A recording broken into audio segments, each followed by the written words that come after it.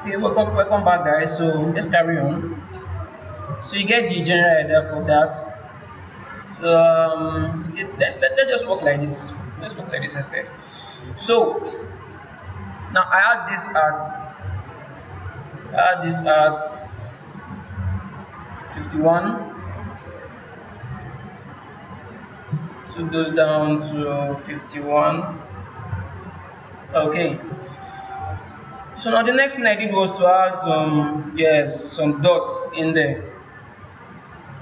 Let me take this down so you can see the actual color information I use. Let me create some space. Yeah, something like this should be fine. Okay. So next thing I did was to create some dots on this. Now those dots you see in there is what you have here also. So I'm using kind of dark brownish dots, okay, dark reddish dots.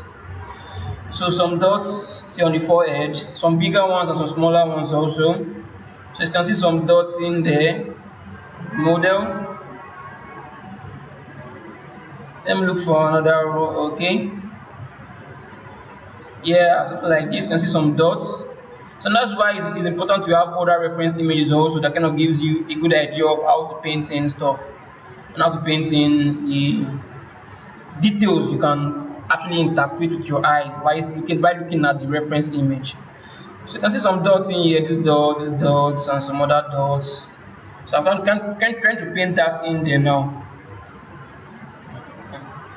So I actually used to have the dots.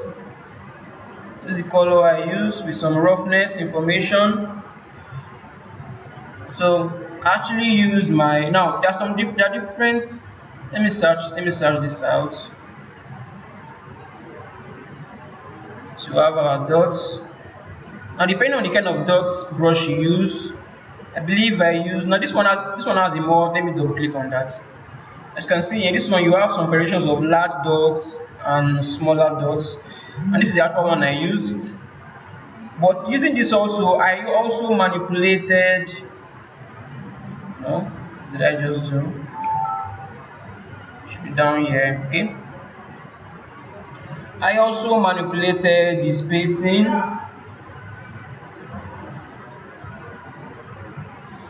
Let me create some room in here. Okay. Uh, go down to this. So I also manipulated the brush settings also, the spacing and the flow and the size. So if I should kind of let's just paint this in here. As you can see, they are kind of too large. Let me reduce my brush size. So I was kind of doing something like this, painting smaller dots, increasing the brush size, go in there, increase the spacing a bit more, increase spacing, and kind of see get bigger dots. So I was going back and forth, back and forth, back and forth until I had something like this all around the face. So still making sure you're staying true to the reference image you have. You don't have to go and just paint all over dots everywhere. That would be unrealistic. So you kind of look at your reference image and be careful of the size of the dots, putting smaller dots and bigger dots also all around the face. You see? Then I kind of took that down to around 90. Then up next I had let me turn this off. So this is what I have for the dots. So this is for just the dots only. It's all over the face, as you can see.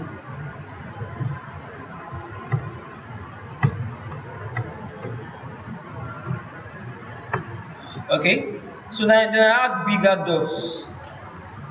The bigger dots, let me show you. Let me hide my dots, and then I have bigger dots. Now these bigger dots, I use my dots spots for this. Let me double click on that. Let me click on this. Okay, no. Yeah, I use my dot eraser. This dot eraser has a much more bigger dots. So, but you have to be careful. You don't just start spraying all over it like so.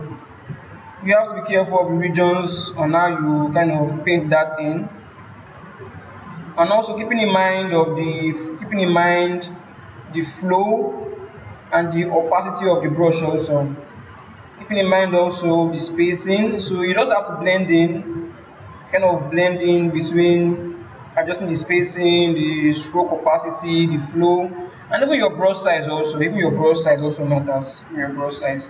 You don't have a single, as you can see. You don't need to have a single size for the entire brush spot painting all over the model. It looks very unrealistic. So you have to have that variation in there. And then I went back to use my dot brush. Using my dot brush also. This is my dot brush for this next layer. So let me increase that all the way up so you can actually see what's going on in there. So with a different color tone,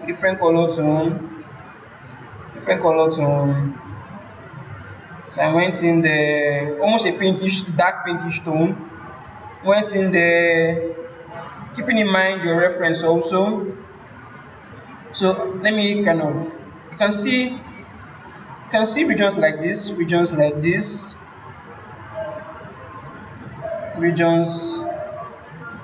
this kind of discoloration also. You can see some kind of discoloration down here also, and the color tone is almost similar to this also.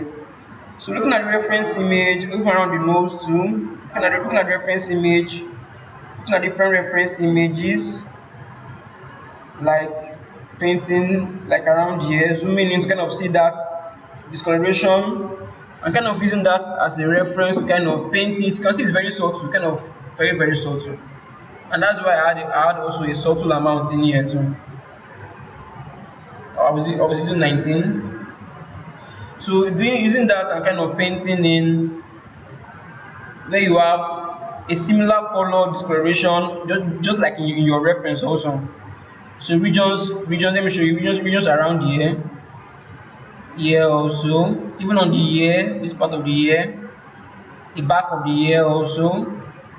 I'm kind of looking at that skin, that tone. I'm kind of looking at where I can find those tones in my reference image. On the lips also, you can see it on the lips, this tone on the lips. Some part of the nose, here also, even here, around here also, around here. So I kind of use that as an idea to kind of paint in that particular variation in there. You can see on the lips I painted that tone. Some parts of the some parts underneath the neck. So let me go around this so you can actually see why I painted those. See why I painted those. Okay, so cool. And then I took that down to 19. So I was having that at 19, very subtle. Subtle changes that kind of makes that huge difference in your model. Then carrying on from here, I just kind of started duplicating different my layers. I duplicated this dead brush to this layer with a different tone to it, kind of fleshy tone to it at 13. If I increase that, I'm still using the same my dead brush also. If I increase that, you can see this kind of fleshy dark brown tone. Dark brown tone. Now, over a while, if you're working on textures, you kind of understand and kind of get used to eyeballing and seeing those details in there that other people won't actually see, and then you paint those into your model. As in, you get to learn that over time. You get to learn that by practicing and kind of picking out different skin tones and kind of splashing them back into into your character. So this brownish tone around here, can see, let me zoom in properly. You can see this region. You can see this region like around here. You can see that brownish tone. This region around here also, the brownish tone is in there. This region around here, you can see that brownish tone also. So let me go back in here. If you just take a moment to just look at it, you can see this brownish tone around the eyebrow. So that's what I have in here. And some part of the nose, even some part of underneath the eyes also, I have that painted in. Also, you can see here too. So you just have to kind of paint in those variation of skin tones to make it look more realistic. And then you keep duplicating layers also. Then the next thing I did was to, I noticed that inside the pores, let me show you a better example. Inside the pores, you have some kind of colors inside the pores. Like you can see these spots in here. There's some discoloration in between those pores. So I need to add that discoloration in between the pores. Let me show you another example. So this is a better example. If you look in between the pores, you can see some details inside those pores. So I need to add some discoloration. So I needed to add some discoloration in between those pores. So I needed to use my curvature map to kind of drive that. So if I should take this all the way to that 9, if I take it all the way to 100, you can see in between those pores I have some discoloration in there with this skin color tone inside those pores. Now this pores information is being driven by my curvature map, and that's why curvature map is very necessary, especially when you have skin pore details in there. So and then I went into I also added the levels adjustments, and my levels adjustment looks like this, and then I kind of took this down, so it shouldn't be too obvious but still there. So it's just a matter of you playing around with it and then figuring out what actually looks good or similar to the particular reference image you're working with. So I actually took some days to kind of texture this entire thing, because anytime I come back to the model or to the texture or look at my reference image, I kind of discover something new that I haven't added. So working on these textures for like up to a week kind of gives me that freedom to kind of see different details in my reference to kind of add into my model to give it that more realistic feel. So now we have gone as far as this now. So now let's kind of turn on every single thing we have on in there now from the beginning all the way to this curvature aspect of this. So if I should go in, bring out my layers and drag this out and put this here. If I turn this on, let me zoom this in. Start turning all this back in. You begin to get a good sense of, wow, okay, this model is kind of coming together slowly.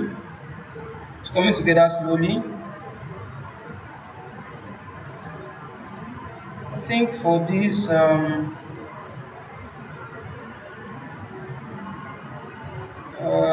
think this is way too, this is obviously way too much. I think I have this around here. Yes, fine.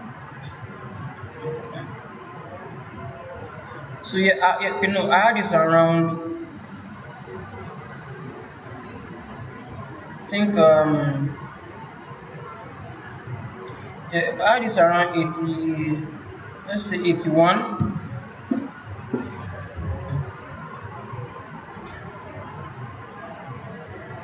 Okay, let me take this down a bit more, like so. Yeah, that was fine. So then I have, so now you can see the model is kind of coming together slowly. And then now the next thing I needed to add was, like, as you can see, there are more a lighter brownish tone in this region of the face. Is in like a lot of the regions of the face can have this brownish tone. So that was the next thing. That was the next thing I needed to add to my model. So that's where this comes in, I believe. Okay. Yes, that's where this particular one comes in. So if I should let me hide all of this.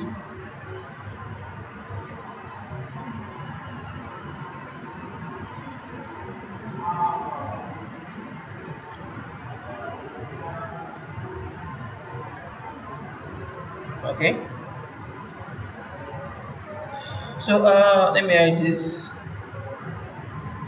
So now I need to start adding slowly this brighter brown textures in there.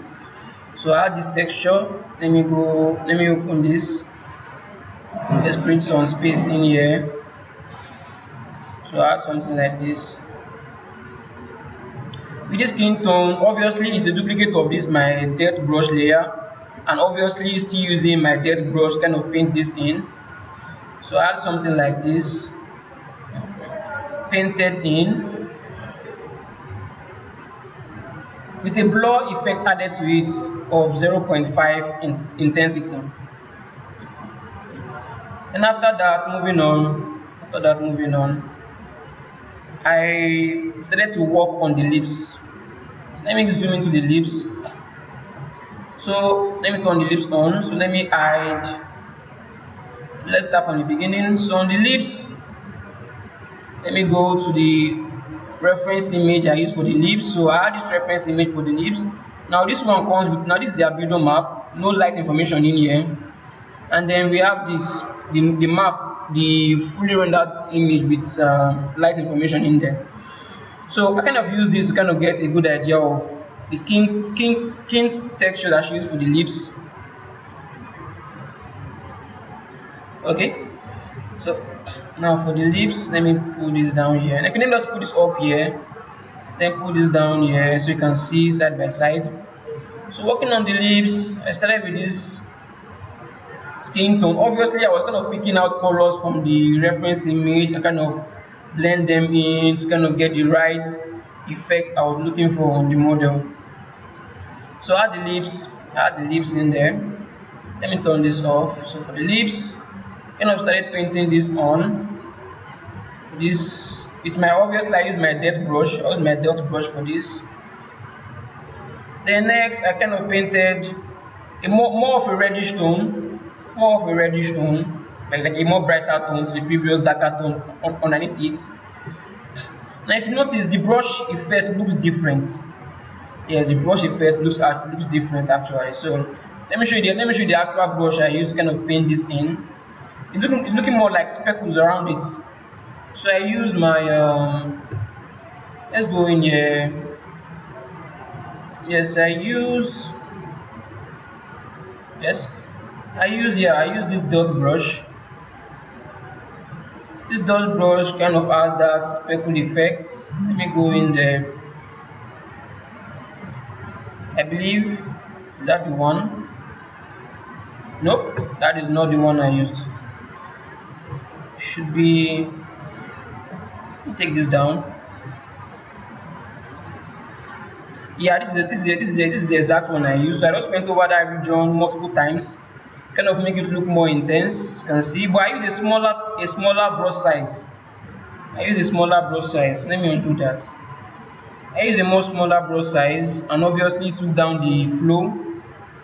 I took down the flow for that. Took down the flow, and when I paint this in now, you can actually see it looking similar to what I painted back in there. Yeah, great. So that's what I did for that.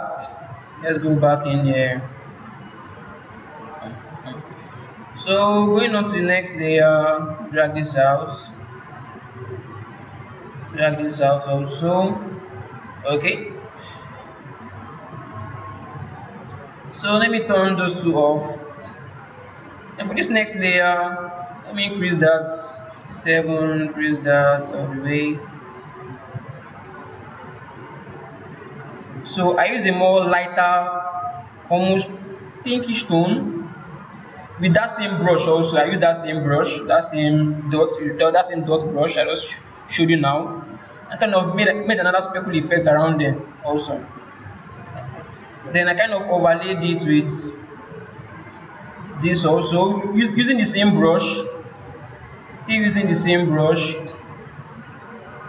Added this. Let me show you the color tone I used. But let me move this to kind of paint this in using the same brush. I kind of tighten the spacing a bit more. Okay, yeah, and there's also another brush. I believe there's also another brush I used.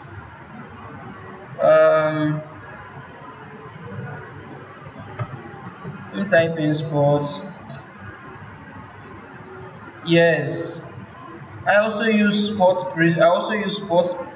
spray brush in some occasions also. I also use sports spray brush in some occasions, kind of painting some details. But I didn't use more than up to 5 brushes from this palette, just kind of painting my textures to give that realistic feeling I was looking for. And then playing with the flow, opacity, and the spacing, and the size also to kind of get that nice variation in them. So that's it for the lips. So if I should bring out all the lips textures I painted in there with the other textures too. Okay, before I do that, let's carry on. Let's carry on. So the next thing I did was to add this. Oh, I need to.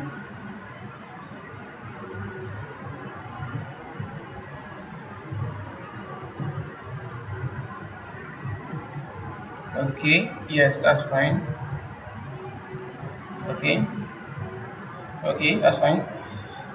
So next thing I need to do was add another layer of brownish tone. Yes, add another layer of brownish tone to kind of enhance the lighter brown tone around the general feeling of the face. So that's where I add this. Obviously, the blend mode is also different with the opacity also. So still using a dead brush for this with a blur effect. Let me bring this back out.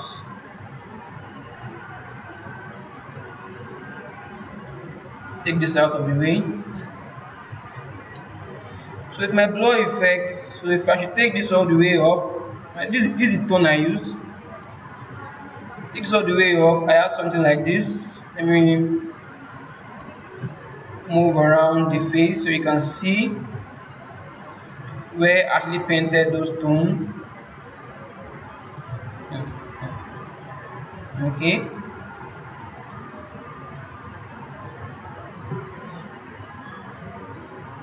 So after adding those tones also, take this back to the way it was 47 with a blur effect of 0.5 also. If you notice, there's a duplicate of this particular layer. Then I started working on the eyes. Now after these eyes, I'm going to turn on every other layer that we have in there to kind of properly see what's going on.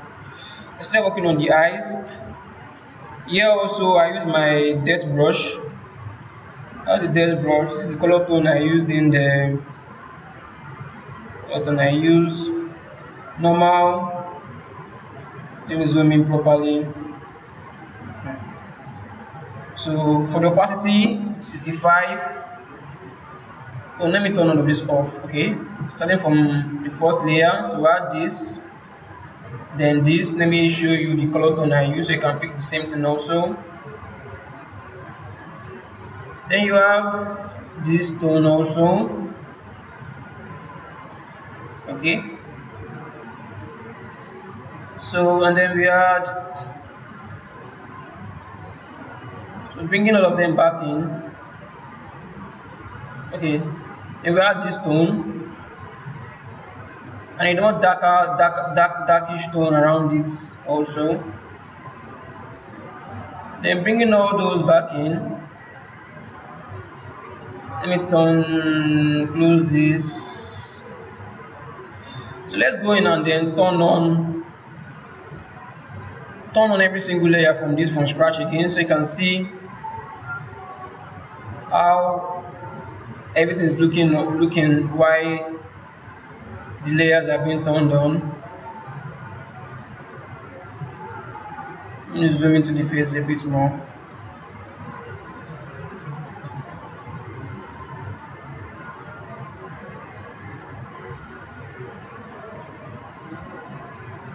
You see, believe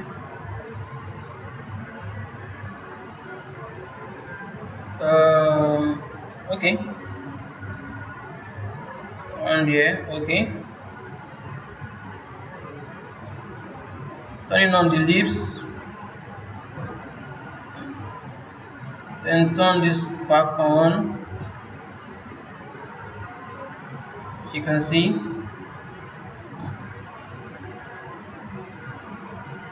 turn on the eyes. As you can see, everything is beginning to come to life. Everything is beginning to come to life. So just a matter of you adding layers of different effects and color variation on your model until you get the right result you're going for. So going back in, let me turn all of this back. Let me turn all of this back off so you can continue.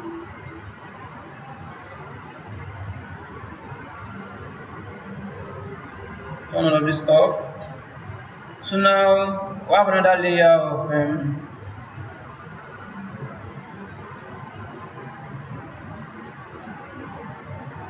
okay.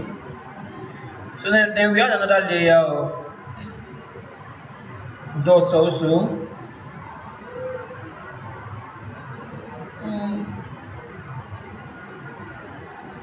This particular one was not so visible. Okay, yeah, I've seen it. Let me take this all the way up. It's not very obvious, but it's still there around here. If I turn this off and on, as you can see, very subtle but still in there. Very subtle but still in there.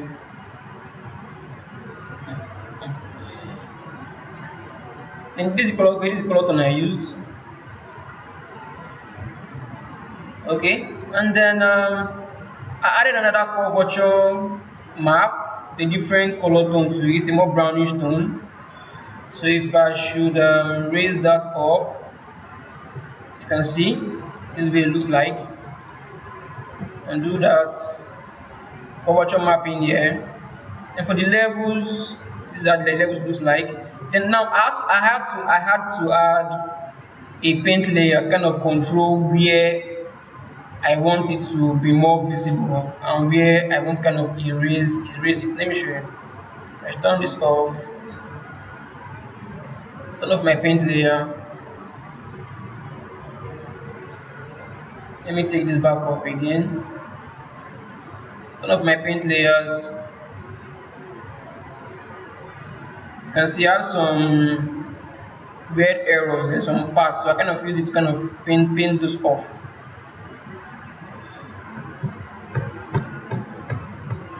It is back to the original value. Okay. Then added another curvature for the lips also. Because if you look at the lips, in between the cracks of the lips, you can see some tones in between the cracks of the lips. Some tone in there. So I needed to add those also. So if I should take this out, if I go to the lips, let me zoom into the lips properly. So you can see if I should turn this. Oh no.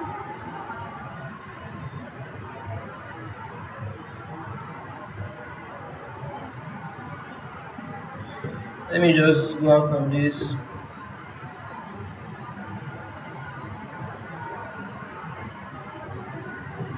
If I zoom out of the lips now, If I should turn this off.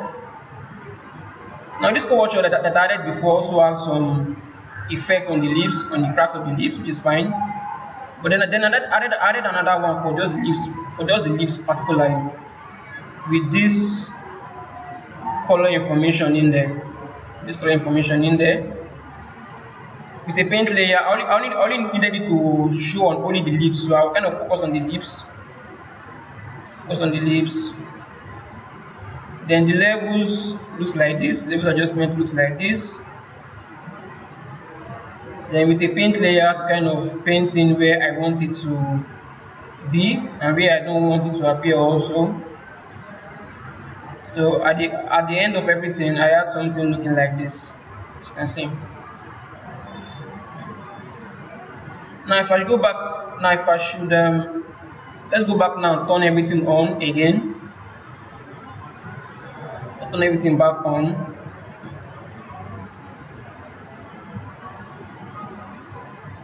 So we can actually see everything being applied to our model. Yeah, as you can see. Now in between those leaves, you can see those cracks affecting it properly now. See those cracks affecting it as it should be. So we're almost done, just from this blending to the roughness map also.